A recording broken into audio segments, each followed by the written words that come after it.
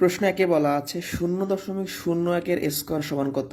আজকে আমরা দেখব দশমিক সংখ্যার বর্গগুলো কয়েক সেকেন্ডে কীভাবে নির্ণয় করতে হয়। আপনাদের আমি দুটো পদ্ধতি দেখাবো, একটা হচ্ছে অপশন টেস্ট, একটা হচ্ছে বেসিক নিয়ম। অপশন টেস্টের সাহায্যে এই ধরনের প্রশ্নগুলো সমাধান করার টেকনিকটা হচ্ছে, প্রশ্নে দশমিকের পর যে কটা ডিজিট থাকবে বর্গ করলে ডিজিট সংখ্যা ডাবল হয়ে যাবে। এখানে দশমিকের পর ডিজিট আছে দুইটা, তাহলে বর্গ করলে ডিজিট সংখ্যা ডাবল হবে, দুইয়ের ডাবল মানে 4টা হয়ে যাবে। এই অপশনগুলোর মধ্যে এই গ নাম্বার অপশনে দশমিকের পর 4টা ডিজিট আছে, এটা হচ্ছে অ্যান্সার।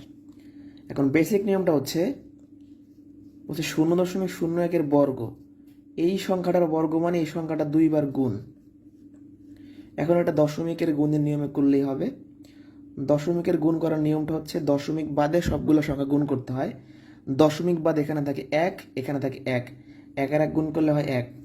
এখানে দশমিকের পর মোট 4টা ডিজিট আছে, এখানে দুইটা, এখানে দুইটা, 4টা, তাহলে উত্তরও 4 ঘর আগে দশমিক হবে।